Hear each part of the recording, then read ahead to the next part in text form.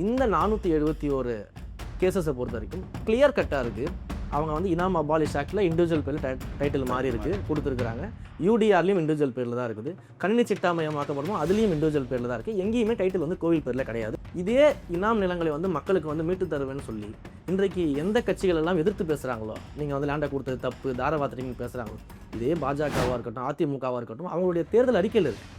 ஈஓக்களை வைத்துக்கொண்டு வெறும் ஒரு லெட்டரை மட்டுமே வந்து ரிஜிஸ்டரோடைய ஆஃபீஸில் வந்து ப்ரொவைட் பண்ணி அந்த இடத்தெல்லாம் வந்து டிரான்சாக்ஷன் எல்லாம் பிளாக் பண்ணிடுறாங்க.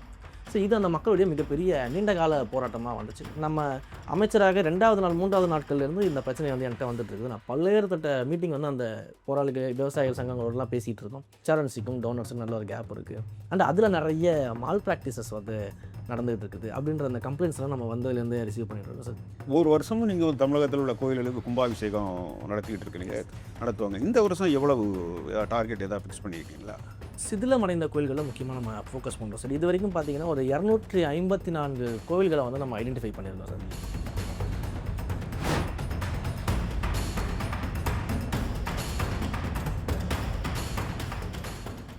வணக்கம். இன்றைய தினம் நாம் இந்து அறநிலையத்துறை அமைச்சர் எஸ் ரமேஷ் அவர்களுடன் உரையாட இருக்கிறோம். இளைஞர், இன்ஜினியர், தமிழக வெற்றி கழகத்தில் தொடக்கத்திலிருந்தே பணியாற்றி வந்து கொண்டிருக்கிறார். அவருக்கு மிக முக்கியமான துறை ஒதுக்கப்பட்டிருக்கிறது. ஏனென்றால் தமிழகத்தில் கோயில்கள், தமிழகமே ஒரு கோயில் மாநிலம்தான். அதுபோக அந்த கோயில்களுக்கு ஏகப்பட்ட சொத்துக்கள் எத்தனையோ ஆண்டு காலமாக, எத்தனையோ 1000 ஆண்டு காலமாக இருக்கிறது. அவற்றை நிர்வகிக்க வேண்டும். சில மடங்களுமே HRNCக்கு கீழே வரும். இத்தகைய ஒரு சூழ்நிலையில் மிகவும் ஒரு சவாலான ஒரு துறை அவருக்கு ஒதுக்கப்பட்டிருக்கிறது. அதை அவர் திறம்பட நிர்வகித்து வருகிறார் என்று எல்லோரும் நம்புகிறார்கள். அவரிடம் சில கேள்விகள். வணக்கம் சார். வணக்கம். நீங்கள் அமைச்சராக வந்த உடனே ஒரு முக்கியமான ஒரு பிரச்சனையாக வந்தது அந்த பழனி கோயிலில் உள்ள அந்த ஒரு நிலத்தை சிலர் விற்கப்பட்டது. கடைசியில் நீதிமன்றம் தலையிட்டு அதை தடுத்து நிறுத்தியது. நீங்களுமே அதற்கு உடந்தையாக இருந்த அதிகாரிகளை எல்லாம் இந்த அரசாங்கம் வந்து அவர்களை சஸ்பெண்ட் பண்ணியிருக்கிறீர்கள். இது எப்படி ஏற்பட்டது? இதற்கான காரணம் என்ன? ஏன் இந்த பழனி நில விவகாரத்தை பொறுத்த வரைக்கும் சார், ஆக்சுவலாக முதல்ல வந்து இந்த லேண்டில் இப்படி ஒரு அபகரிக்கிறதுக்கான முயற்சிகள் வந்து நடந்துகிட்டு இருக்கு அப்படின்றது வந்து இனிஷியலாக நமக்கு அந்த கவனத்துக்கு யாரும் கொண்டு வரலை முதல்ல. பட் ஆனால் HRNC தரப்பில் அந்த லேண்டை ப்ரிவெண்ட் பண்ணுறதுக்கான அனைத்து நடவடிக்கைகளுமே நம்ம எடுக்க ஆரம்பித்தோம். அந்த கேஸ் வந்ததுக்கு பிறகு அதற்கான நடவடிக்கைகள் எல்லாமே நம்ம எடுக்க ஆரம்பித்தோம். ஸோ இனிஷியல் ஸ்டேஜில் இதை என்கிட்ட எப்போ கொண்டு வந்தாங்க அப்படின்னா, லைக் இந்த மாதிரியான ஒரு ரிஜிஸ்ட்ரேஷன் வந்து நடக்கிறதுக்கான முயற்சிகள் நடந்துகிட்டு இருக்குது. கோர்ட்டில் இந்த மாதிரியான கேஸ்கள் நடந்துகிட்டு இருக்குது. ஏன்னா ஆல்ரெடி வந்து ஏப்ரல் மந்த்லேயே பார்த்தீங்கன்னா இந்த லேண்டை வந்து தங்களுக்கு ரிஜிஸ்டர் பண்ணி தரணும் அப்படின்னு சொல்லிட்டு ஒரு தரப்பு வந்து கோர்ட்டுக்கு போகிறாங்க. ஒரு தனி நீதிபதியோட அமர்வில் வந்து என்ன பண்ணுறாங்கன்னா, HRNCயை உள்ளே இன்வால்வே பண்ணாமல் அந்த ஆர்டர்ஸை வாங்குறாங்க. இந்த நிலத்தை வந்து ரெஜிஸ்டர் பண்ணி கொடுக்கலான்ற மாதிரியான ஒரு ஆர்டர்ஸ் ஒன்று வாங்குறாங்க. அப்போ அந்த ஆர்டருக்கு எதிர்த்து ஒரு அப்பீல் போகணும் அப்படின்ட்டு வரும்பொழுது உடனடியாக அப்பீல் போக சொல்லிட்டோம். ஜூன் 30ஆம் தேதியே நம்ம வந்து இதற்கான அப்பீல் போயிட்டோம். இந்த லேண்டோட ரிஜிஸ்ட்ரேஷன் நடந்தது பார்த்திங்கன்னா ஜூலை 6ஆம் தேதி நமக்கு இந்த ரிஜிஸ்ட்ரேஷன் நடக்குது. பட் நம்ம ஒரு வாரத்துக்கு முன்னாடியே அந்த அப்பீல்லாம் நம்ம போயிட்டோம். நம்ம கவர்மெண்ட் ஃபார்ம் ஆகி உடனடியாக இந்த தகவல் வந்த உடனே அப்பீல் போயாச்சு. ஸோ அந்த ஜேசியை வச்சு நம்ம அப்பீல் மூவ் பண்ணோம். இது நடந்த உடனே ஒரு வார காலகட்டத்தில் என்ன பண்ணுறாங்கன்னா, திரும்ப வந்து அந்த லேண்டை அதை அப்ரோச் பண்ணிகிட்ருக்காங்க. ஆக்சுவலாக இது வந்து ஒரு சீரியஸ் ஆஃப் ஆக்ஷன் இதில் நடந்திருக்கு அப்படின்றத நம்ம ஐடென்டிஃபை பண்ணோம். அப்போ வந்து பார்த்திங்கன்னா ஆல்ரெடி 2016-18 வந்து இந்த லேண்டு தொடர்பான வழக்குகள் எல்லாமே நடந்துக்கிட்டு இருக்குது. அப்போ கோர்ட்டில் இது போயிட்டுருக்குது. இந்த லேண்டோடைய வழக்குகள் நடந்துகிட்டு இருக்கிறதுனால நம்ம என்ன பண்ணுறோம் அப்படின்னா, இது HRNCயோடைய ஒரு கட்டுப்பாட்டுக்குள்ளே இல்லை அதோடைய விற்கவோ வாங்கவோ கூடாதுன்ற இடத்துல அதை ப்ரிவெண்ட் பண்ணக்கூடிய இடத்துல HRNC இருக்குது. அப்போ நம்ம பல்வேறு முறை என்ன பண்ணுறோம் அப்படின்னா, அந்த மாவட்ட சப் ரிஜிஸ்டர் அலுவலகங்களுக்கு வந்து நம்ம லெட்டர் எழுதிக்கிட்டே இருக்கோம் கோயில் சார்பில். இவன் இந்த அரசு வரதுக்கு முன்னாடியே பண்ணிக்கிட்டு இருக்கிறாங்க. அந்த ஜேசி வந்து தொடர்ந்து அது கடிதம் எழுதிக்கிட்டே இருக்கிறார். இந்த மாதிரியாக இந்த நிலத்தில் வந்து பிரச்சனைகள் இருக்குது, இதை யாரும் வந்து ரிஜிஸ்டர் பண்ணக்கூடாது, சப் ரிஜிஸ்டர் வந்து இதை பண்ணக்கூடாதுன்னு சொல்லி பல முறை கடிதங்கள் வந்து எழுதப்படுது. அதுக்கப்புறம் வந்து நான் சொன்ன மாதிரி ஏப்ரல் மந்தில் அந்த ஆர்டர் வாங்கிடுறாங்க. நமக்கு எலெக்ஷன் வந்துடுது, நம்மளுடைய கவர்மெண்ட் ஃபார்ம் ஆகுது. ஸோ என்ன நடக்குது அப்படின்னா, அந்த கவர்மெண்ட் ஃபார்ம் ஆனதுக்கப்புறம் ஒரு சப் ரிஜிஸ்டர்ஸோடைய ட்ரான்ஸ்ஃபர் வந்து நடக்குது தமிழ்நாட்டில். ஸோ அந்த சப் ரிஜிஸ்டரோட ட்ரான்ஸ்ஃபர் நடந்த உடனே அதுக்கு வெரி நெக்ஸ்ட் டே 2 ஜூலை அன்றைக்கி பார்த்திங்கன்னா திரும்பவும் நம்ம கோயில் சார்பில் ஜேசியை வச்சு என்ன பண்ணுறோம் அப்படின்னா, சப் ரிஜிஸ்டருடைய அலுவலகத்துக்கு வந்து லெட்டர் எழுதிடுறோம். இந்த மாதிரியான வழக்கு நடந்திருக்கு, கடந்த ஜூன் 30ஆம் தேதி நம்ம அப்பீல் போயிருக்கிறோம். அதனால் இந்த இடத்துடைய ரிஜிஸ்ட்ரேஷனை வந்து ஹோல்டு பண்ணி வைக்கணும், எந்த ரிஜிஸ்ட்ரேஷனும் பண்ணக்கூடாது அப்படின்னு சொல்கிறோம். அண்ட் 3rd ஜூலை அன்னைக்கு அந்த பார்ட்டிஸ் என்ன பண்ணுறாங்கன்னா ரெஜிஸ்ட்ரேஷன் பண்ணுறதுக்காக போகிறாங்க. அப்போ அங்கே இருக்கக்கூடிய அசிஸ்டன்ட்ஸ் என்ன பண்ணுறாங்கன்னா அதை ஹோல்டு பண்ணுறாங்க. அதில் பெரிய விஷயம் என்னென்னா அண்டர் வேல்யூ பண்ணி அதை ரெஜிஸ்ட்ரேஷன் பண்ணுறதுக்கான முயற்சிகளில் ஈடுபட்டிருக்கிறாங்க. ஒரு ஸ்கொயர் ஃபீட் ஏறத்தாழ 2700 ரூபாய் கிட்ட வரக்கூடிய அந்த நிலத்தை வந்து வெறும் 350 ரூபாய்க்கு அண்டர் வேல்யூ பண்ணி ரெஜிஸ்ட்ரேஷன் பண்ண முயற்சி பண்ணதுனால அந்த காரணம் காட்டி அதை ஹோல்டும் பண்ணிடுறாங்க. பண்ணதுக்கப்புறம் அங்கே சப் ரிஜிஸ்டர் ஆஃபீஸ் இருக்கக்கூடிய அந்த பணியாட்கள்னா ட்ரான்ஸ்ஃபர் நடந்து அந்த ட்ரான்ஸ்ஃபரில் போடப்பட்ட அதிகாரி இன்னும் ஜாயின் பண்ணலை. அப்போ ஒரு அசிஸ்டன்ட் மட்டும் தான் இதை பார்க்குறாரு. அவரும் வந்து விடுப்பில் போகிறாரு. அந்த இடத்துல வந்து ஒரு புதுசாக ஒரு சப் ரிஜிஸ்டர் ஆஃபீஸ்லேருந்து ஒரு ஆளை வந்து ஒரு லீவுக்காக ஒரு இன்சார்ஜாக போடுறாங்க. ஸோ இங்கே வந்து அவர் தான் வந்து அந்த ரெஜிஸ்ட்ரேஷனை பண்ணிவிட்டு 1 டேயில் ரெஜிஸ்ட்ரேஷன் பண்ணிடுறாரு. அப்போ நான் அதை சொல்லியிருந்தேன், என்னுடைய பேட்டிகள்லேயே நான் அதை சொல்லியிருந்தேன். இந்த ஹிஸ்ட்ரி எதுவுமே தெரியாமல், இந்த ஹிஸ்ட்ரியெல்லாம் கன்சிடர் பண்ணாமல் வந்து பார்த்தீங்கன்னா ரெஜிஸ்ட்ரேஷன் நடந்திருக்குதாங்க. அந்த சப் ரிஜிஸ்டர் வந்து பண்ணியிருக்காரு அப்படின்றத நான் சொல்லியிருந்தேன். இதுதான் நம்ம சொல்லியிருந்தோம். அந்த ரிஜிஸ்டர் மேலே தான் நம்ம இப்போ கம்ப்ளைண்ட்லாம் பண்ணியிருக்கோம். ஸோ நம்ம சைடில் ஹெச்ஆர்என்சி தரப்புலன்னு பார்க்கும்போது தெளிவாக அப்பீல் போயிருக்கிறோம். அந்த லேண்டை காப்பாற்றுறதுக்கான அப்பீலை வந்து இந்த ரெஜிஸ்ட்ரேஷன் முன்னாடியே நம்ம போயிட்டோம், லெட்டர்ஸ் கொடுத்துருக்குறோம், எல்லாமே நம்ம பண்ணியிருக்கிறோம். ஒன்ஸ் இந்த ரெஜிஸ்ட்ரேஷன் நடந்துச்சு அப்படின்னு தெரிஞ்ச உடனேயே இந்த கரூர் சிஎம்மோட விசிட்டுக்கு பிறகு வந்து பார்த்திங்கன்னா இந்த விஷயம் பெருசாகும்போது உடனடியாக அந்த கவனத்துக்கு வருது. இந்த மாதிரி ரெஜிஸ்ட்ரேஷன் ஆயிருக்குன்ற அந்த கவனத்துக்கு வருது. வந்த உடனேயே வந்து காவல்துறையில் வந்து புகார் கொடுக்குறோம். புகார் கொடுத்துட்டு நம்ம வந்து அந்த எஃப்ஐஆர்ஸ் எல்லாம் ஃபைல் பண்ண சொல்கிறோம் ஹெச்ஆர்என்சி தரப்புலேருந்து. உடனடியாக சிஎம் கிட்டே இதை கொண்டு போகிறோம். கொண்டு போய் நான் தான் சிஎம் கிட்டேயே சொன்னேன், சார் இந்த மாதிரி ஒரு பெரிய விஷயம் நடந்திருக்குது. ஸோ இதை வந்து நம்ம விடக்கூடாது. இதில் யார் இருந்தாலுமே நம்ம வந்து விட்டு கொடுக்கக்கூடாது. அந்த சப் ரிஜிஸ்டர் ஆஃபீஸில் இருந்தாலும் சரி, ஹெச்ஆர்என்சியில் இருக்கக்கூடிய அதிகாரிகளாக இருந்தாலும் சரி, இல்லை வெளிநபர்கள் மாற்றுக் கட்சியினர் யாராக இருந்தாலும் எவ்வளோ பெரிய ஆட்களாக இருந்தாலும் நம்ம ஆக்ஷன் எடுக்கணும். இந்த வழக்கு நேர்மையாக போகணும்னா சிபிசிஐடிக்கு மாற்றுங்க. சிபிசிஐடிக்கு மாற்றி அந்த விசாரணையை வந்து தனிப்பட்ட முறையில் நம்ம எடுத்து இதை பண்ணணும்னு சொன்ன உடனடியாக சிஎம் வந்து இந்த சிபிசிஐடிக்கு மாற்றிட்டாங்க. ஸோ எல்லா வகையிலும் இந்த லேண்டை ப்ரிவென்ட் பண்ணணும்னு சொல்லிட்டு உடனே அந்த அப்பீலும் வருது. அப்பீல் வந்தப்போ நம்ம கோர்ட்டில் வந்து பார்த்திங்கன்னா இந்த லேண்ட் விஷயமா நம்ம வந்து வாதாடுறோம். நம்ம தரப்பு நியாயங்கள் அத்தனையும் நம்ம சொல்கிறோம். அப்போது வந்து கோர்ட்டில் ஜஸ்டிஸ் அவர்களே வந்து மென்ஷன் பண்ணுறாங்க, இந்த லேண்டை வந்து பல முறை அபகரிக்கிறதுக்கான முயற்சிகள் நடந்திருக்கிறது தெரிய வருது. அதே சமயத்தில் ஏப்ரல் மாதம் நான் சொன்னேன் இல்லையா, அந்த ஆர்டர் வாங்கினாங்கன்னு சொல்லிட்டு அதில் வந்து கோர்ட்டையே இவர்கள் ஏமாற்றி தான் இந்த ஆர்டரை வாங்கியிருக்கிறாங்க அப்படின்றத ஜஸ்டிஸே மென்ஷன் பண்ணுறாங்க.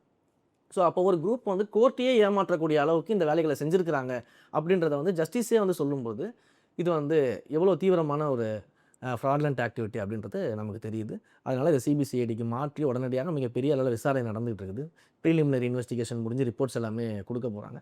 ஸோ இது வெளிப்படையாக யாராக இருந்தாலும் அவங்க மேலே நடவடிக்கை எடுக்கிறதுக்கு நம்ம தயாராக இருக்கோம் சார். நீங்கள் அது வந்த உடனே ஒரு ஆர்டரும் போட்டிருக்கிறீங்க, அந்த நிலங்களை பற்றி நல்ல ஆய்வு செய்வதற்கு, பழனி கோயில் அந்த நிலங்களை பற்றி ஆய்வு செய்வதற்கு ஒரு ஹை லெவல் கமிட்டி போட்டிருக்கிறீங்க. இந்த மாதிரி கமிட்டி தமிழ்நாடு முழுவதும் எல்லா ஊர்கள்லையும் எல்லா கோயிலும் பிரச்சனை இருக்குது. இதை எப்படி நிச்சயமா சார். ஏன்னா இப்போ இந்த பழனி விஷயங்க அப்படின்றது வந்து பார்த்திங்கன்னா சார் மிகப்பெரிய வந்து ஒரு ஐ ஓப்பனிங் இன்சிடென்ட் சார். ஏன்னா இந்த மாதிரியான மடத்தினுடைய நிலங்கள்லேருந்து அபகரிக்கப்படுறது, கோயில் நிலங்கள் வந்து அபகரிக்கப்படுறதுன்ற இந்த பிரச்சனைகள் வந்து நம்ம வந்து ஒவ்வொரு கேஸ் பை கேஸாக நம்ம பார்க்க வேண்டிய ஒரு சூழல் இருக்குது சார். ஒரு கோயில்கள் இந்த கேஸ் நடக்குது, இன்னொரு கோயில்கள் இதே மாதிரி ஒரு கேஸ் நடக்கும், ஒரு மடத்துடைய லேண்டு கேஸ்க்கு வரும், ஒரு கோயிலுடைய லேண்டு கேஸ்க்கு வரும். ஸோ மைக்ரோ லெவலில் இந்த கேசஸ் எல்லாமே நடந்துக்கிட்டே இருக்கும்போது அது எல்லாத்தையுமே வந்து நம்மளால் மானிட்டர் பண்ண முடியுமா அப்படின்றது மிகப்பெரிய ஒரு சேலஞ்சான விஷயம். நம்மக்கிட்ட ஒரு 45,000 கோயில்கள் இருக்குது, மடங்கள் எல்லாமே சேர்த்து 45,000 விஷயங்களை நம்ம ஹேண்டில் பண்ணிகிட்ருக்கோம். அப்போ ஒவ்வொரு கேஸாக மைக்ரோ லெவலில் நம்ம போய் பண்ண முடியாது. அப்போ நாங்கள் என்ன முடிவு பண்ணோம் அப்படின்னா ஒரு டிஸ்கஷன் ஒன்று வச்சுட்டு முதல்ல இந்த பழனி கோயிலை வந்து நம்ம வந்து ஒரு பைலட் ப்ராஜெக்டாக எடுப்போம். இந்த பழனிக்கான கோயிலுக்கான சொத்துகள், பழனி மடங்களுக்கான சொத்துகள், பழனியோடைய சப்கோயில்களுக்கான சொத்துகள், நிலங்கள் அதெல்லாம் எங்கெங்கே இருக்குது, எவ்வளோ வந்து ரெக்கார்ட்ஸில் இருக்குது, இன்னும் ரெக்கார்ட்ஸில் வராமல் வந்து எவ்வளோ சொத்துகள் இருக்குது அப்படின்றத வந்து நம்ம எடுக்கணும். அப்போ நம்ம வந்து பழைய காலத்தில் இருக்கக்கூடிய அந்த ரெக்கார்ட்ஸ்லேருந்து எல்லாமே எடுத்து ரெவென்யூ ரெக்கார்ட்ஸை நம்ம வந்து நம்மளுடைய டெம்பிள் ரெக்கார்ட்ஸையும் ரெவென்யூ ரெக்கார்ட்ஸையும் வந்து நம்ம வந்து மேட்ச் பண்ணி பார்க்கணும். அப்போ ரெவென்யூ டிபார்ட்மெண்ட்லேயும் நம்ம ஆதரவு கேட்டோம். அவங்களுமே வந்து நேர்மையான சில ஆஃபீஸர்ஸ் கொடுத்துருக்காங்க. ஸோ நம்மளுடைய ஆஃபீஸர்ஸை வச்சு கம்பைண்டாக ஒரு டீம் ஃபார்ம் பண்ணுறோம் சார். இதோடைய மெயின் நோக்கமே ஒட்டுமொத்த சொத்துகள் எவ்வளவு இருக்குது அந்த கோயிலுக்கு அக்கௌண்டபிள், இப்போ நம்ம அக்கௌண்ட்டில் எவ்வளோ இருக்குது, இன்னும் வராத சொத்துகள் எவ்வளோ இருக்குன்றதை பார்க்கணும். அடுத்தது இந்த சொத்துக்களுடைய இப்போ இருக்கக்கூடிய ஸ்டேட்டஸ் என்ன, நம்ம ஏதாச்சும் லீஸுக்கு கொடுத்துருக்கோமா, ரெண்ட்டுக்கு கொடுத்துருக்கோமான்றதை நம்ம பார்க்கணும். அப்படி கொடுத்துருந்தோம்னா அது எல்லாமே நமக்கு கரெக்டாக வருதா அப்படின்றத செக் பண்ணணும் சார். ரெண்டாவது வந்து இந்த என்ஜாய்மெண்ட்டில் இருக்கக்கூடியவர்கள் நம்மக்கிட்ட உண்மையிலேயே வந்து ரெண்ட்டுக்கு தான் இருக்காங்களா, இல்லை வந்து என்க்ரோச்மெண்ட்டில் இருக்கிறாங்களா, அப்போ எவ்வளோ என்க்ரோச்மெண்ட்ஸில் இருக்குது அப்படின்றத பார்க்கணும் சார். அண்ட் பழைய டாக்குமெண்ட்லேருந்து அதுக்கப்புறம் யூடிஆரில் இப்போ கணினி சிட்டா அப்படின்ற எல்லா மாறுதலுக்கும் பிறகு எல்லாமே டைட்டில் இன்னும் டெம்பிள் நேமில் தான் இருக்கா, இல்லை இந்த மாதிரி ஏதாச்சும் இல்லீகல் ட்ரான்ஸ்ஃபர்ஸ் நடந்திருக்குதா அப்படிங்கிறத நம்ம பார்க்கணும் சார். ஸோ இப்படி கம்ப்ளீட்டாக ஒரு சர்வே எடுக்கிறதுக்காக தான் ஒரு பைலட் மோடில் வந்து முதல்ல இந்த டீமை வந்து நம்ம ஸோ இதோடைய சர்வே ரிப்போர்ட்ஸ் எப்படி வருதுன்றதை பார்த்துட்டு இதோடைய அவுட்புட்டை வச்சு ஒவ்வொரு கோயில்களாக மிகப்பெரிய அளவு நிலங்கள் இருக்கக்கூடிய கோயில்கள்லாம் முதல்ல ஃபஸ்ட்டு ஃபேஸில் எடுத்து சார் எல்லா கோயில்களுக்கும் இதே மாதிரியான ஒரு டீமை போட்டு அந்த கோயில்களுடைய சொத்துக்கள் வந்து என்ன ஸ்டேட்டஸில் இருக்குது, நம்ம இன்னும் என்னென்ன ஆக்ஷன்ஸ் எடுக்கணும் அப்படின்ற முடிவுகளுக்கு போகிறதுக்காக இது ஒரு முன்னேற்பாடாக நம்ம பண்ணியிருக்கோம் சார். ஏன்னா ஒவ்வொரு கேஸ் பை கேஸ் போகுது அப்படின்றது சாத்தியம் இல்லாத ஒன்று. அப்போ ஒட்டுமொத்தமாக நம்மளே ஒரு சர்வே எடுத்தோம்னா கோயில் சொத்துக்களை பாதுகாக்கிறதுல மிக தீவிரமாக நம்ம இதில் இறங்கலாம். ஒட்டுமொத்தமாக இதை வந்து நம்ம லீகல் ஆக்ஷன்ஸ் கொண்டு போகலாம், போலீஸ் ஆக்ஷன்ஸ் கொண்டு போகலாம் அப்படின்றதுக்கான ஒரு முன்னெடுப்பு தான் சார். இப்போ நீங்கள் நம்ம பேசுகிறதுல கூட சொன்னீங்க, சில இடங்களில் ஒவ்வொரு இடங்களையும் பிரச்சனை இருக்குது. அப்போ கூட சொன்னீங்க இந்த அறப்போர் இயக்கம் மதுரையில், அந்த மதுரையில் அது என்ன கேஸ்? ஆக்சுவலாக இப்போ அதே மாதிரி வந்து பார்த்தீங்கன்னா இது ஒரு கேஸ் வந்து நம்ம எல்லாருக்கும் தெரிஞ்சது சார். இப்போ அதே போல் மதுரையில் வந்து பார்த்திங்கன்னா மீனாட்சி அம்மன் கோயிலுக்குடைய கட்டுப்பாட்டில் இருக்கக்கூடிய ஒரு அறக்கட்டளை சார். அவங்க வந்து அந்த அறக்கட்டளையிலையும் இதே மாதிரி ஒரு லேண்டை வந்து கோயில்களுக்கு வந்து தர்ம காரியங்கள் செய்கிறதுக்காக பயன்படுத்திட்டு வந்த ஒரு அறக்கட்டளை சார். ஸோ அந்த அறக்கட்டளையோட நிலமுமே வந்து முறைகேடாக வந்து பத்திரப்பதிவு செய்யப்பட்டிருக்கு அப்படின்ற வந்து ஒரு கம்ப்ளைண்ட்டை வந்து பார்த்திங்கன்னா அறப்போர் இயக்கத்தின் சார்பில் வந்து அவங்களுடைய சோஷியல் மீடியாவில் எனக்கு எழுதியிருந்தாங்க, என்னையும் அதில் ஃபோட்டோ டேக் பண்ணியிருந்தாங்க. அப்போ உடனடியாக அது நம்ம கவனத்துக்கு வந்தோடனே அது தொடர்பாக நம்ம விசாரிக்கும் போது இந்த மாதிரியான ஒரு டிரான்ஸ்ஃபர் அங்கே நடந்திருக்குது அதே மாதிரி நமக்கு தெரிய வந்தது. ஸோ உடனடியாக நம்ம காவல்துறையில் வந்து நம்மளுடைய அந்த கம்ப்ளைண்ட்டை லான்ச் பண்ண சொல்கிறோம், பண்ணிவிட்டு உடனடியாக எஃப்ஐஆர் ஃபைல் பண்ணணும்னு சொல்கிறோம். ஸோ ஒரு 4-5 நாட்கள் காவல்துறை தரப்புலையும் என்ன பண்ணாங்கன்னா லீகலாக வந்து இதை எந்தெந்த செக்ஷனில் போட முடியும், இதோடைய டாக்குமெண்ட்ஸ், இந்த டிரான்ஸ்ஃபர்ஸ் எல்லாமே இல்லீகலாக ஏதாவது நடந்திருக்குதா, என்னென்ன லீட்ஸ் இருக்குது அப்படிங்கிறதெல்லாம் முழுமையாக சட்ட வல்லுநர்களோடு ஆலோசித்து, காவல்துறையும் சட்ட வல்லுநர்களும் முழுமையாக ஆலோசித்து இன்றைக்கு வந்து 19 பேர் மேலே வந்து பார்த்திங்கன்னா எஃப்ஐஆர் பதிவு செய்யப்பட்டிருக்கு. இப்போ அந்த 19 பேர் மேலேயும் இந்த ஆக்ஷனை எடுக்கிறதுக்கு தீவிரமாக அவர்களை கைது செய்து இதை விசாரித்து இதில் இருக்கக்கூடிய முறைகேடுகளுக்கு வந்து நம்ம ஆக்ஷன் எடுத்து அந்த நிலத்தை வந்து திரும்ப மீட்பதற்கான நடவடிக்கையில் எந்த பர்பஸ்க்காக அந்த நிலம் தானமாக வழங்கப்பட்டுச்சோ அந்த பர்பஸ்க்கு அதை பயன்படுத்தணும் அப்படின்றதுல மிக தெளிவாக நம்ம இருக்கோம் சார். அதற்கான ஒரு லீட் எடுத்திருக்கோம். ஸோ அதுதான் சொன்னேன், ஒவ்வொரு கேஸ் பை கேஸாக வரும்போது நம்ம அதுக்கான ஆக்ஷன்ஸ் எடுத்துக்கிட்டே இருக்கோம். எவ்வளோ சீக்கிரம் முடியுமோ நம்ம அந்த ஆக்ஷன்ஸ் எடுத்துக்கிட்டு இருக்கோம். அட் த சேம் டைம் இதே மாதிரி போனால் மொத்த லேண்டையும் நம்ம வந்து எந்த அளவுக்கு செக்யூர் பண்ண முடியும், அதுக்கு எவ்வளோ நாட்கள் ஆகுன்றது நம்மளால் கணிக்கவே முடியாது. அப்போ இந்த மாதிரியான பைலட் எடுக்கிறோம். உடனே பழனிக்கு எப்படி நம்ம ஒரு பைலட் எடுத்தோம் அந்த மாதிரி நிச்சயமாக ஒவ்வொரு கோயிலாக நம்ம ஸ்டார்ட் பண்ண போகிறோம் சார். இது போக கோயில் போக தமிழகம் முழுவதும் மடங்களுக்கும் ஏகப்பட்ட சொத்துக்கள் இருக்குது. அந்த மடங்கள் வந்து மடங்களுடைய நிர்வாகத்தில் இருந்தாலும் அது சில முறைகளில் நடக்கப்பட்ட சமயத்தில் நீங்கள் உங்களுடைய இந்து அறநிலையத்துறை தலையிட்டு செய்யலாம். பட் அந்த மாதிரி நீங்கள் பார்த்தீங்கன்னா எல்லா இடங்கள்லையும் சில மடத்து சொத்துக்கள் இந்த மாதிரி இதில் நீங்கள் அந்த மாதிரி இதை பண்ணுவீங்களா? முதல் கட்டமாக நம்ம இப்போ இந்த கோயில்களுக்கு நம்ம எடுத்திருக்கோம் சார். அதற்கு பிறகு அடுத்த கட்டமாக சம்மந்தப்பட்ட மடாதிபதிகள், அந்த மடத்தினுடைய நிர்வாகிகள் யார் யாரெல்லாம் இருக்கு அவங்களையெல்லாம் நம்ம சந்தித்து பேசுவதற்கான திட்டங்கள் இருக்குது சார். ஸோ இந்த மாதிரி கோயில் தர்ம காரியங்களுக்காக இருக்கக்கூடிய இடங்கள் வந்து அதற்கான பயன்பாட்டில் இருக்கிறதா இல்லையா, இல்லை அதில் ஏதாச்சும் வந்து என்க்ரோச்மெண்ட்ஸ் இருக்குதா, இந்த மாதிரியான இல்லீகல் டிரான்ஸ்ஃபர்ஸ் ஏதாச்சும் நடந்திருக்குதா அப்படின்றத கண்டிப்பாக ஒவ்வொரு மடத்தை சார்ந்தவர்கள் சந்தித்து பேசி சட்ட ரீதியாக அந்த மடத்திற்கு என்னென்ன உதவிகள் செய்து அதையெல்லாம் மீட்டு கொண்டு வந்து எந்த காரியத்துக்கு பயன்படுத்துவதற்காக அதெல்லாம் வழங்கப்பட்டுச்சோ அந்த பயன்பாட்டை வந்து கொண்டு வருவதற்கான ஒரு முக்கியமான முடிவுகள் அதெல்லாமே டிஸ்கஷனில் கொண்டு வர போகிறோம் சார். அடுத்தடுத்து அப்புறம் இன்னொரு விஷயம் உங்களுக்கு வந்துச்சுன்னா, நம்ம கரூரில் ஒரு ஒரு ஒரு ஒரு ஒரு ஒரு கான்ட்ரவர்சி வந்தது. அந்த ரயத்துவாரி லேண்ட்ஸு அப்படி மாறி பின்னாடி அந்த அவங்களுக்கு கொடுக்குறதுல இவ்வளவு பண்ண பிறகு இந்த டைட்டில் டீல் யாருக்கு பேல இருக்கும்? நீங்கள் இந்த நிலங்கள் அவர்கள் பேர் கொடுத்தாலும் இது வந்து கோயில் பேல இருக்குமா, இல்லை அவர்கள் விற்க சார் முடியுமா? கரூரை பொறுத்த வரைக்கும் சார் ரொம்ப தெளிவான முடிவுகள் தான் சார் நம்ம எடுத்தோம். ஏன்னா கடந்த ஆட்சி காலத்தில் வரைக்கும் என்ன பண்ணியிருக்காங்க அப்படின்னா இது வந்து முழுமையாக கோர்ட்டுக்கு போகும்போது கோவில் நிலங்கள் கோவில் நிலங்கள் கோவில் நிலங்கள்ன்ற அந்த பெயர்லேயே தான் எல்லா வழக்குகளும் நடந்துட்டு இருந்துச்சு சார். ஓகே. நம்ம ஆட்சி வந்தோடனே அதில் ஒரு தெளிவான பார்வையை முன் வச்சோம் சார். கோவில் நிலங்கள் வேறு, இனாம் நிலங்கள் வேறு அப்படின்றத நம்ம முன் வைக்கிறோம் சார். ஏன்னா கிட்டத்தட்ட 60 ஆண்டுகள் 100 ஆண்டுகளுக்கு மேலாக அந்த இடத்துல வசித்து விவசாயம் செய்து அதில் இருக்கக்கூடிய வருவாய்க்கு வந்து வரியை கட்டி அந்த வரியின் மூலமாக கோயில்கள்லாம் பயன்பட்டு இருந்துச்சு சார். இந்த சயத்துவாரி சட்டத்தை பொறுத்த வரைக்கும் இனாம் அபாலிஷ் ஆக்ட்னு வந்து கொண்டு வந்தாங்க சார். ஸோ 1963 இனாம் அபாலிஷ் ஆக்ட் கொண்டு வந்தாங்க. அந்த பீரியட் 1963 ஒரு 67 வந்து பார்த்தீங்கன்னா அரசாங்கமே ஒரு ஸ்பெஷல் தாசில்தாரை வந்து அப்பாயின்மெண்ட் பண்ணிவிட்டு அந்த ஸ்பெஷல் தாசில்தார் மூலமாக எதெல்லாம் கோவில் நிலங்கள் எதெல்லாம் வந்து இனாம்தாரர்கள் அப்படின்ற அந்த விஷயத்தை வந்து முன்னெடுத்தாங்க சார். அதில் வந்து குடிவாரம்னு சொல்லிட்டு இருக்கிறவங்க தான் நம்ம பார்க்க வேண்டிய மெயினான விஷயம் சார். ஸோ குடிவாரம் அல்லது கீழ்வாரம்னு சொல்லக்கூடியவங்க என்ன பண்ணுறாங்கன்னா நிலத்தை உழுது பயிர் செய்து அந்த இடத்த என்ஜாய் பண்ணக்கூடிய ரைட்ஸில் இருக்கவங்க சார். ஸோ அவங்க என்ன பண்ணுவாங்கன்னா அதில் வர வருவாயை வந்து பார்த்தீங்கன்னா மேல்வாரம்னு சொல்லக்கூடியவங்களுக்கு வரியாக கொடுக்கணும் சார். ஸோ அந்த மேல்வாரம் வந்து ஒரு ஜமீன்தாரராக இருக்கலாம், ஒரு கோயிலாக இருக்கலாம், ஒரு அரசனாக இருக்கலாம், யாராக வேணாலும் இருக்கலாம். அப்போ இதை அபாலிஷ் பண்ணி என்ன பண்ணுறாங்க கவர்மெண்ட்டில் அப்படின்னா இந்த குடிவாரமாக இருந்த அந்த விவசாயம் செய்யக்கூடாது, அதாவது உழுதவர்களுக்கு நிலம் சொந்தம், இந்த கீழ்வாரமாக ஆமாம் கீழ்வாரமாக குடிவாரமாக இருக்கவங்களுக்கு தான் அந்த நிலம் சொந்தம், அவங்களுக்கான ரைட்டு தான் அதுன்னு சொல்லிட்டு ஸ்பெஷல் தாசில்தார் வச்சு அவங்க பேரில் பட்டா கொடுக்கப்பட்டிருது. அரசாங்கத்தினாலே தான் பட்டா கொடுக்கப்பட்டிருக்கு. அப்போ டைட்டில் வந்து அங்கே இண்டிவிஜுவல் பேருக்கு கொடுத்துட்றாங்க. அண்ட் என்ன பண்ணுறாங்க அப்படின்னா அந்த வரி வாங்கக்கூடிய உரிமையை வந்து அரசாங்கம் எடுத்துக்கிறாங்க. ஓகே. ஸோ அதுக்கு பிறகு என்ன சொல்கிறாங்க, இந்த ஏற்கனவே நடுவில் இத்தனை நாட்களாக வரி வாங்கிட்டு இருந்தாங்க இல்லையா, அவர்களுக்கு தேவையானதை அரசாங்கமே செய்யும்னு சொல்லிட்டு அரசாங்கம் வந்து சில விஷயங்களை வந்து அவங்களுக்கு செய்கிறாங்க. இந்த அலவன்சஸ்லாம் கொடுக்குறாங்க, இந்த மோகினி அலவன்சஸ் அந்த மாதிரியான விஷயங்கள்லாம் அரசாங்கமே செய்கிறதுக்கான முன்னெடுப்புகள் எடுக்கிறாங்க சார். ஸோ அப்போ அந்த டைட்டில் வந்து இண்டிவிஜுவல் பேருக்கு அரசாங்கமே தான் கொடுக்குது, அந்த பட்டாவை வந்து கொடுக்குது. ஸோ அவர்கள் நீண்ட காலமாக 60 ஆண்டு காலம் 70 ஆண்டு காலத்திற்கு மேலாக அந்த இடத்துல வந்து வசிச்சுட்டு வராங்க, ரெசிடென்ஷியல் இருக்கிறாங்க. அண்ட் நிறைய பேர் வந்து அந்த இடத்த வந்து மற்றவர்களுக்கு விட்டு மற்றது இது பார்க்குறதுக்கு போயிடுறாங்க. ஸோ இது எல்லாமே நடக்குது சார். ஸோ இது பட்டா போட்டு கொடுக்கப்பட்டது. அந்த இனாம் அபாலிஷ் ஆக்டில் ஒரு இண்டிவிஜுவல் பேரில் பட்டா கொடுத்துட்றாங்க. அப்போ அவங்க அதை என்ஜாய் பண்ணுறாங்க. அந்த ரைட் அவங்களுக்கு இருக்கிறது வந்து நம்ம பட்டா போட்டு கொடுக்குறோம். ஸோ அப்போ அந்த பட்டா வாங்கியவர்கள் பல ஆண்டு காலமாக அதை டிரான்சாக்ட் பண்ணியிருக்கிறாங்க, லோன்ஸ் வாங்கியிருக்கிறாங்க. அதே மாதிரி அதை விற்பதற்கு வாங்குவதற்கான எந்த தடையும் அங்கே இல்லை. அதற்கு பிறகு வந்து அதில் நிறைய கவர்மெண்ட் ப்ராஜெக்ட்ஸுமே நடந்திருக்கு. நீங்கள் இதையும் நம்ம பார்க்க வேண்டியது இருக்குது. நிறைய கவர்மெண்ட் ப்ராஜெக்ட்ஸுக்கு அந்த இடத்தை வந்து எடுத்துருக்கிறாங்க. எடுக்கும்பொழுது சம்மந்தப்பட்ட பட்டாதாரர்கள், டைட்டில்தாரர்களுக்கு வந்து பார்த்திங்கன்னா காம்பன்சேஷனும் கவர்மெண்ட் ப்ரொவைட் பண்ணியிருக்கிறாங்க. ஸோ கவர்மெண்ட் ஒரு லேண்டை எடுக்கும்போது காம்பன்சேஷன் கொடுக்குறாங்கன்னா ரைட் இல்லாமல் எப்படி காம்பன்சேஷன் கொடுக்க முடியும்? அப்போ அந்த ரைட் இருக்கிறதுனால தான் அதை பண்ணுறாங்க. அப்போ இவர்களுடைய நீண்ட கால போராட்டம் என்னன்னா, கடந்த ஆட்சி காலங்களில் வந்து இது கரூரில் மட்டும்தானே, எல்லா இடத்துலையும் ஆல் ஓவர் தமிழ்நாட்டில் நிறைய மாவட்டங்களில் இந்த அரசாங்கம் எடுத்திருக்கு. ஆமாம். ஸோ பல மாவட்டங்களில் கடந்த ஆட்சி காலத்தில் என்ன பண்ணுறாங்க அப்படின்னா, இந்த கோவில் நிலங்கள் மீட்பு அப்படின்ற பேரில் வந்து இந்த மாதிரியான இண்டிவிஜுவல் டைட்டில்ஸ் இருக்கவங்களையும் என்ன பண்ணாங்கன்னா, திரும்ப வந்து அதை கோயிலுக்கு நாங்கள் எடுக்கிறோம். அது எப்படின்னா, இந்த 1912 ரெக்கார்ட்ஸு அந்த மாதிரியான ரெக்கார்ட்ஸை வந்து, ஏன்னா 1963 தான் இனாம் அபாலிஷ், அதற்கு முன்னாடி இருந்தக்கூடிய ரெக்கார்ட்ஸ்களை எடுத்து அந்த ரெக்கார்டில் கோயில் பேரில் இருக்குது, அது செல்லுபடி ஆகாது அப்படின்றத இவங்க என்ன பண்ணுறாங்கன்னா, அதாவது கோர்ட்டு கேஸ் போயிட்டு பண்ணால் பரவாயில்ல சார். ஒரு கோர்ட்டு கேஸில் வந்து கொடுத்துட்டு சிவில் வழக்கு போட்டு ஆதாரத்தோட நிரூபித்தா பரவாயில்ல. ஈஓக்களை வைத்துக்கொண்டு வெறும் ஒரு லெட்டரை மட்டுமே வந்து ரிஜிஸ்டருடைய ஆஃபீஸில் வந்து ப்ரொவைட் பண்ணி அந்த இடத்தெல்லாம் வந்து டிரான்சாக்ஷனெல்லாம் பிளாக் பண்ணிடுறாங்க. ஸோ இது அந்த மக்களுடைய மிகப்பெரிய நீண்டகால போராட்டமாக வந்துச்சு. நம்ம அமைச்சராக 2வது நாள் 3வது நாட்கள்லேருந்து இந்த பிரச்சனை வந்து என்கிட்ட வந்துட்டு இருக்குது. நான் பல்வேறு மீட்டிங் வந்து அந்த போராளிகள், விவசாயிகள் சங்கங்களோடலாம் பேசிகிட்டு இருக்கோம்.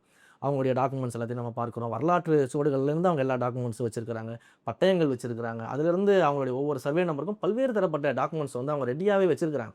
இந்த அளவுக்கான டாக்குமெண்ட்ஸ் வந்து இதை பிளாக் பண்ண டெம்பிள் சைடில் கேட்டால் அவங்களால ப்ரொவைட் பண்ண முடியும். ஸோ இப்படிப்பட்ட ஒரு சூழலில் ஒரு லெட்டரை மட்டும் கொடுத்து எப்படி பிளாக் பண்ண முடியும்? ஒரு சிவில் கேஸ் போட்டு அதில் வந்து நீதிமன்றத்தில் உத்தரவை பெற்று பிளாக் பண்ணால் கூட பரவாயில்ல, ஒரு லெட்டரை வச்சே நம்ம எப்படி பிளாக் பண்ண போகிறோம் அப்படின்றது ஒரு தவறான விஷயமா பட்டுச்சு. அப்போ அந்த மக்கள் பக்கம் நியாயம் இருக்கிறதை உணர்ந்து தான் இந்த மக்களை வந்து எவிக்ஷனுக்குள்ளே கொண்டு போகக்கூடாது, நம்ம தவறான ஒரு விஷயத்தை வந்து முன்னெடுத்துடக்கூடாதுன்னு சொல்லிட்டு இந்த பார்வையை வந்து முதல்ல வச்சோம் சார். வச்சுட்டு நம்ம பல்வேறு முறைகளில் சிஎம் கிட்ட பேசணும், ஐஏஎஸ் கலெக்டர் ஆஃபீஸு சிஎம் கிட்ட வந்து நிறைய ரிக்வஸ்ட் கொடுத்தோம். இதை பற்றி சிஎம்ஓ வந்து நிறைய தெரிஞ்சுக்கிட்டாங்க. எல்லாம் தெரிஞ்சதுக்கு பிறகு தான் நம்ம அந்த சர்வே ஒன்று எடுக்கிறோம், ஒரு டீமை போட்டு ஒரு சர்வே ஒன்று எடுக்கிறோம். அப்போ நம்ம இப்போ ரிலீஸ் பண்ணியிருக்கக்கூடிய அந்த இனாம் லேண்ட்ஸை பொறுத்த வரைக்கும் சார் மொத்தம் வந்து பார்த்திங்கன்னா 471 சர்வே நம்பர்ஸ் மட்டும்தான் நம்ம ரிலீஸ் பண்ணியிருக்கோம். இன்னும் ஆயிரக்கணக்கான சர்வே நம்பர் நம்ம தொடவே இல்லை. அதுவும் இனாம் லேண்ட் அப்படின்ற அந்த இடத்துக்குள்ளே நிறைய வந்து சட்ட சிக்கல்களோட சிவில் கேசஸோடலாம் இருக்குது. நம்ம அதில் எதுலேயுமே நம்ம கை வைக்கல. இந்த 471 கேசஸை பொறுத்த வரைக்கும் கிளியர் கட்டாக இருக்குது. அவங்க வந்து இனாம் அபாலிஷ் ஆக்டில் இண்டிவிஜுவல் பேரில் டைட்டில் மாறி இருக்குது கொடுத்துருக்குறாங்க. யூடிஆர்லேயும் இண்டிவிஜுவல் பேரில் தான் இருக்குது. கணினி சிட்டாமயமாக்கப்படுமோ அதுலேயும் இண்டிவிஜுவல் பேரில் தான் இருக்குது. எங்கேயுமே டைட்டில் வந்து கோவில் பேரில் கிடையாது. ஒன்று இந்த கிளியர் கட்டாக இந்த 3 ரிஜிஸ்டருமே நம்ம செக் பண்ணியிருக்கோம் சார். செக் பண்ணி கிளியர் கட்டாக இண்டிவிஜுவல் பேரில் இருக்கும்பொழுது நம்ம அதை ஒரு எடுக்கிறோம். அண்ட் இந்த 471 சர்வே நம்பரில் எந்த கோவிலிருந்தும் எந்த சிவில் வழக்கும் தொடுக்கப்படவில்லை. இது வரைக்கும் அது எங்களுடைய சொத்து அப்படின்னு சொல்லி எந்த கோவிலிருந்தும் எந்த சிவில் வழக்கும் கிடையாது. அப்போ சிவில் வழக்கும் கிடையாது, டைட்டிலும் வந்து இண்டிவிஜுவல் பேரில் இருக்கின்றப்போ ஒரு லெட்டரை கொடுத்து எப்படி பிளாக் பண்ணுறது நியாயமாகும்? அப்போ இது மக்கள் வந்து போராடக்கூடிய சூழல். இந்த பிளாக்கை நம்ம ரிலீஸ் பண்ணியிருக்கோம், அவ்வளோதான். இதை உடனடியாக ஒரு ஃபேக் எப்படி பண்ணிட்டாங்கன்னா, திடீர்னு வந்து கோயில் நிலத்தை எல்லாம் பட்டா போட்டு கொடுத்துட்டாங்க. அது 1963 ஆக்ட்லேயே வந்து பட்டா போட்டு கொடுத்துட்டாங்க. 25,000 கோடி நிலங்களை வந்து பார்த்திங்கன்னா மக்களுக்கு கொடுத்துட்டாங்க கோயில் நிலத்தை. அந்த 25,000 கோடின்ற மதிப்பீட்டுக்கு முதல்ல எப்படி வந்தாங்கன்றது தெரியப்படுத்தும்.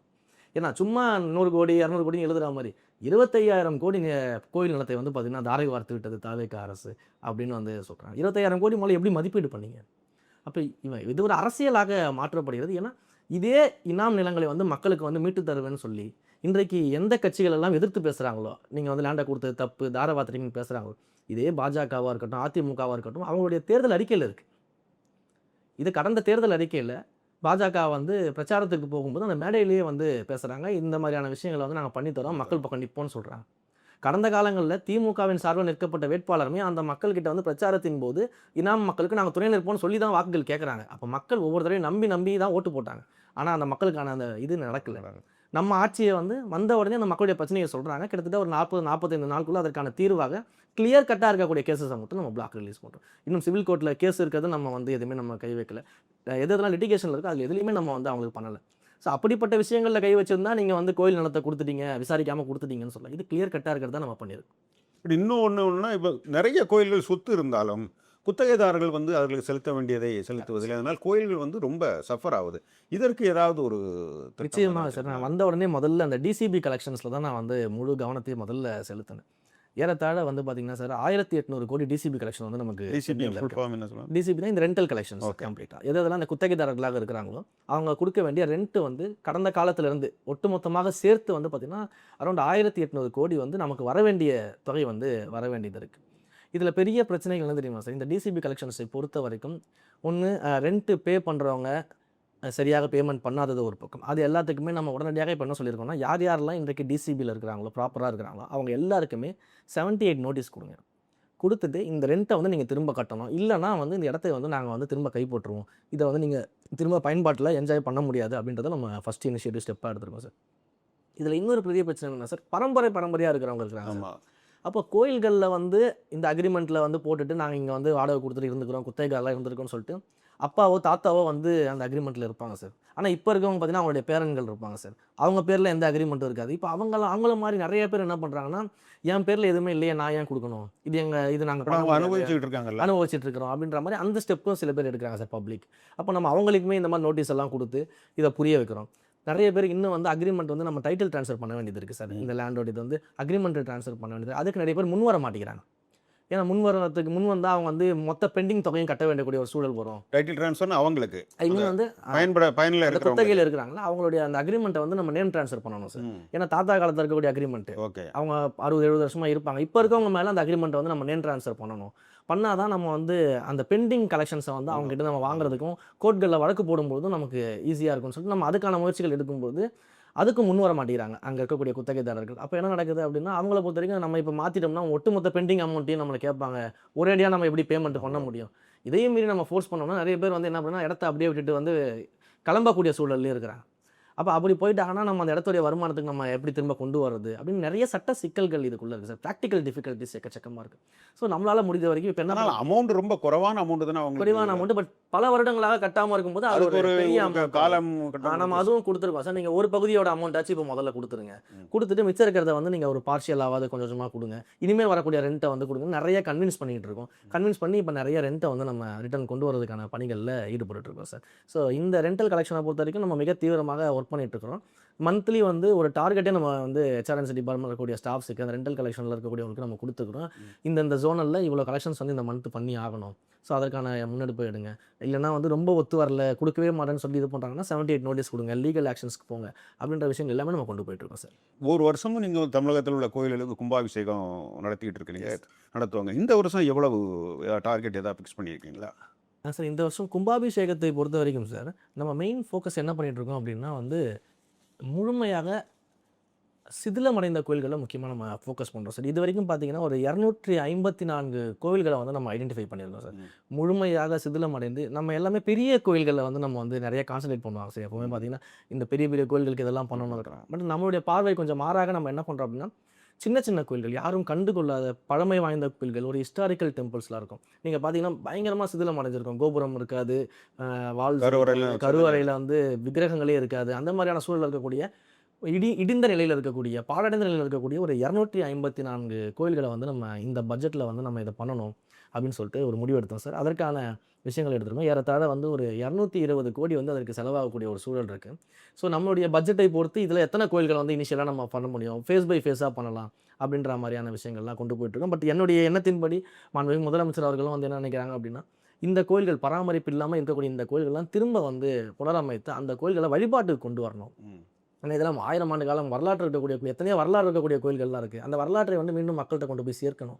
இந்த மாதிரியான கோயில்களை வந்து நம்ம புனரமைக்கணும். லிஸ்ட்லாம் எடுத்துட்டீங்க? அந்த சார் 254 கோயில்கள் ஆல்ரெடி லிஸ்ட் எடுத்திருக்கோம். இதை தவிர்த்து வந்து இன்னும் என்னென்ன கோயில்கள்லாம் விடுபட்டிருக்கின்றதையும் நம்ம லிஸ்ட் எடுத்துகிட்டு இருக்கோம் சார். ஸோ இந்த மாதிரியான கோயில்களை வந்து வழிபாட்டு கொண்டு வந்து கும்பாபிஷேகம் செய்து அதை பண்ணணுன்ற ஒரு முடிவில் இருக்கும் சார். அதே மாதிரி ஏற்கனவே வந்து கும்பாபிஷேகம் எங்கெங்கெல்லாம் நடக்காமல் இருக்குதுன்னு நம்ம அந்த லிஸ்ட் எடுத்துட்டு இருக்கோம் சார். பல்லாண்டு காலமாக வந்து திருப்பணிகள் வந்து நடக்காமல், கும்பாபிஷேகம் நடக்காமல் இருக்கக்கூடிய அந்த கோயில்களுடைய டேட்டாஸும் நம்ம எடுத்துக்கிட்டு இருக்கிறோம்.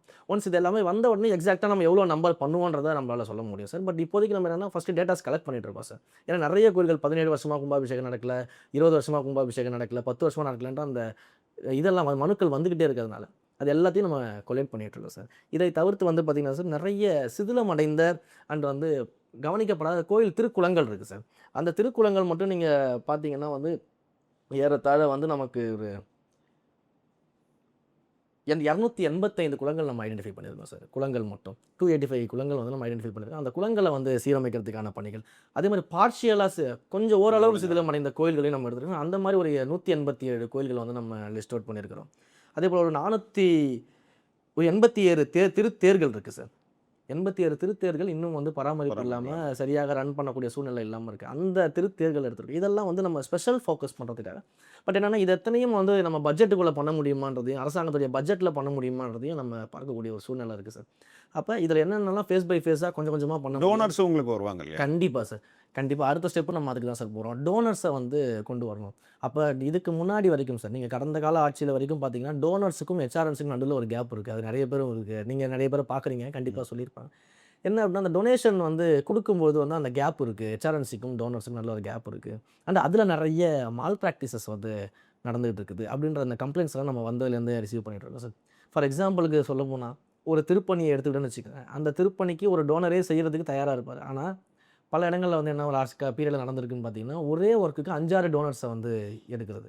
அப்போ ஒரு டோனருடைய ஃபண்டில் வந்து அந்த டொனேஷன் முடிஞ்சது. மிச்சம் 4 பேரோட டொனேஷன் வந்து எங்கே போகுதுன்னு தெரியாது. இப்படிப்பட்ட சூழல்களாக இருக்கும்போது இந்த டொனேஷனை ஸ்ட்ரீம்லைன் பண்ணுறதுக்கு அடுத்ததாக நம்ம ஒரு பெரிய அறிவிப்பு ஒன்று வெளியிட இருக்கோம் சார். ஸோ கம்ப்ளீட் டிரான்ஸ்பரண்ட்டாக டொனேட்டர்ஸை வந்து கொண்டு வந்து அதை கோயில்களுடைய பயன்பாட்டுக்கு, கோயில்களுடைய புனரமைப்புக்கு, இது போல் திருக்குளங்கள், திருத்தேர்கள் இதனுடைய புனரமைப்புக்கு எல்லாமே நேரடியாக விருப்பப்பட்ட இடங்களில் பொருள் உதவியாகவோ, பண உதவியாகவோ, இல்லை அந்த பணியை தாங்களே மேற்கொண்டு செய்யக்கூடிய வகையில் வந்து ஒரு மாஸ்டர் பிளான்ஸ் ஒன்று ரெடி பண்ணிகிட்ருக்கோம் சார். கூடிய விரைவில் அதை வந்து நாங்கள் அறிவிப்போம். இதன் மூலமாக ஹெச்ஆர்என்சிக்கும் டோனர்ஸுக்கும் இடையிலான அந்த கேப் வந்து முழுமையாக நீங்கிடும் அண்ட் டிரான்ஸ்பரண்ட்டாக இருக்கும். இனிமேல் டோனர்ஸை வைத்துக்கொண்டு இந்த டோனருடைய பணங்கள்லாம் வந்து இல்லீகலாக எங்கேயும் லீக்கேஜஸ் இருக்காது அப்படின்றதுக்காக இந்த சிஸ்டம் ஒன்று கொண்டு வரோம் சார். கூடிய சீக்கிரம் அதை அறிவிச்சிருவோம். இத்தனை நேரம் இந்து அறநிலையத்துறை ஃபியூச்சர் அஜெண்டாவை நம்மளுக்காக தெளிவாக விளக்கியிருக்கிறார். அது நிச்சயமாக வெற்றி பெற்று தமிழகத்தில் உள்ள எல்லா கோயில்களுக்கும் ஒரு பெரிய வரப்பிரசாதமாக அமையும் என்று நம்புகிறோம். இத்தனை நேரம் உங்களுடைய கருத்துக்களை பகிர்ந்து கொண்டதற்கு நன்றி. வணக்கம்.